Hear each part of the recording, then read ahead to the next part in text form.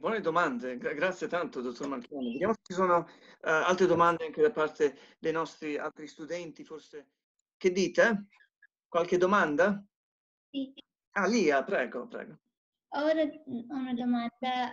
Vedo tante persone che vanno fuori senza le mascherine e sono all'aperto, forse meglio per stare fuori senza mascherina invece di stare dentro senza uno. Allora, diciamo che se c'è spazio e si è all'aperto, dove c'è spazio si può stare a 3-4 metri, la mascherina non necessariamente serve. Però se siamo sul marciapiede e ci incrociamo, ci passiamo di fianco all'altro e lì dovremo averla la mascherina. Quindi io mi regolo così, me la porto sempre dietro e se sono a fare una gita nel bosco e sono da solo, me la tengo in tasca. E invece inizia a vedere qualcuno, me la metto. Se vado al benzinaio, se vado a fare la spesa, la tengo su. Quindi un buon senso dice che insomma in presenza degli altri bisogna averla. Oh, sì. Da soli. Abbiamo parlato col dottor Marchioni anche il termine distanza sociale, che non è molto accurato. Ci sono delle discussioni su questo. Io preferisco distanziamento personale, perché sociale si può continuare a parlare con le persone, l'importante è parlare ma stare a distanza, quindi non bisogna isolarsi e non bisogna distanziarsi ma mantenere connessione, per cui preferisco, si dice distanziamento sociale, ma probabilmente distanziamento fra le persone, interpersonale o distanziamento individuale, lo preferisco. Sarebbe meglio forse il termine diverso, infatti in inglese è come dire non social distancing, forse individual distancing o personal distance. Physical distancing. Physical distancing. Physical. Sì. Bene, bene. Che dite? Una domanda o due? Non vogliamo bombardare troppo. So che molti sono apprensivi o preoccupati. Che dite? Vediamo. Forse... Sì, ho una domanda. Bene, bene. Marianna? Sì? Forse il dottore ha risposto già, perché lui ha parlato di anticorpi, ma alcune persone pensano che il virus deve infettare la maggior parte della popolazione da superlago. Che ne pensa, dottore? Allora, quella che si chiama immunità di gregge. Del branco, sì. Herd immunity. Okay? Sì. Quella è diciamo, importante che si raggiunga, perché proprio statisticamente, se 8 persone su 10 sono immuni, con il tipo di interazione sociale che c'è, il virus non riesce ad avere tempo per passare da una persona all'altra, perché incontra una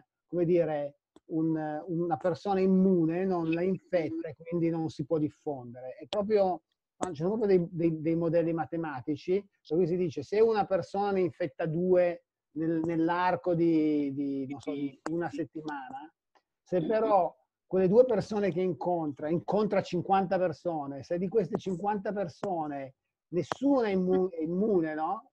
E 2 le infetta, però se di queste 50, 40 sono immuni, allora c'è la probabilità che ne infetti 2, magari quelle 2 sono immuni e quindi il virus non riesce a passare.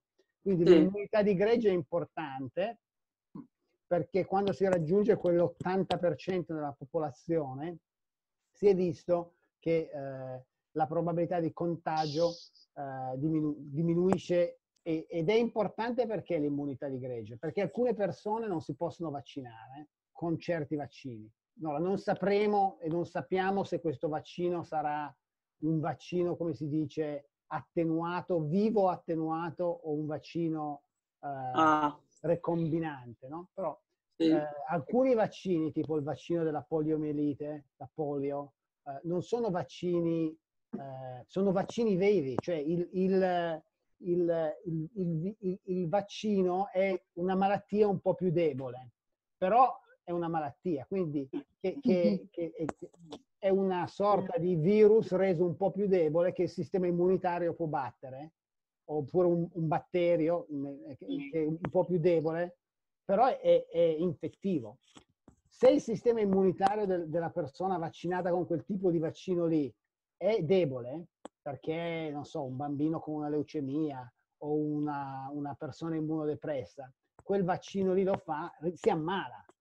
Quindi ci sono delle persone che non possono, ad esempio, essere vaccinate, e quindi se la società ha l'immunità di gruppo, le proteggiamo tramite il fatto che il virus non circola. E quello che sta succedendo in certi paesi, fra cui anche l'Italia un po', di questo movimento contro la vaccinazione, il problema è che se uno è sano e giovane, il morbillo, seppure una malattia grave, le complicanze sono nell'ordine di 1 su 1000, ok? Però se un bambino è immunodepresso, oppure una persona si becca il morbillo da grande, la probabilità di complicazione non è 1 su 1000, che è già tantissimo, sono molto di più. Quindi per proteggere i soggetti più deboli è importante che tutti ci vacciniamo. Perché c'è chi non può vaccinarsi. Sì, grazie. E quindi l'immunità di gregge, questo concetto qua, è proprio perché se più persone sono vaccinate esiste una soglia oltre al quale l'epidemia si spegne e il virus non circola. Siamo molto felici di avere qui il dottore che ha un passato anche molto interessante. Io ho messo qui qualche informazione sul luogo di origine. Gressonei, è corretto? Piana Gressonei, sì. Sì. Grande ghiacciaio, uovo depositato fra i crescioni, è il significato del paese di origine. È interessante il significato. Ha una storia particolare Gressonei, perché la regione, la Valle d'Aosta, in Valle d'Aosta si parla un dialetto francese, ok? Ma a Gressonei si parla un dialetto tedesco, perché durante il 1600 dalla Svizzera, durante l'estate, venivano dei commercianti di una popolazione che si chiama Walser, che c'è in Svizzera, c'è nel Canton Ticino, e parlavano tedesco. E alcuni di questi Walser sono rimasti a Gressonei, e quindi a Gressonei, pur essendo la Val d'Aosta, dove tutti parlano come un dialetto francese, a Gressonei il dialetto tedesco. L'altra curiosità è che prima che l'Italia diventasse una repubblica e quando c'erano i re, Savoia, la regina Margherita adorava venire a Gressonei, per cui c'è un castello che si è fatta costruire che sembra il castello quasi della principessa, la Bella Addormentata. Quello di Walt Disney, no? Sleeping Beauty. Esatto, sì.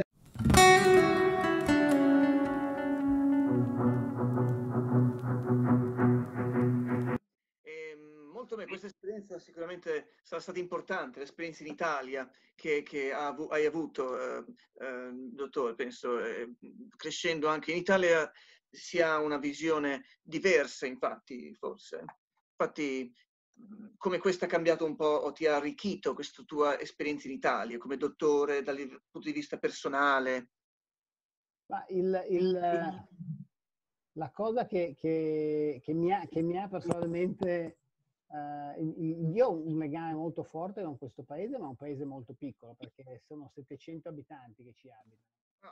L'infanzia che sono in montagna a sciare, la natura, e poi a Gressonei ho gli amici appunto dell'infanzia, però poi dopo ho vissuto in città, sia a Torino che a Trieste, per cui quello che a me piace dell'Italia, e ho parenti un po' ovunque, no? Perché mia mamma, io sono cresciuto lì in Val d'Aosta, ma mia mamma è lombarda, i miei nonni erano toscani e marchigiani, e quindi abbiamo parenti un po' ovunque.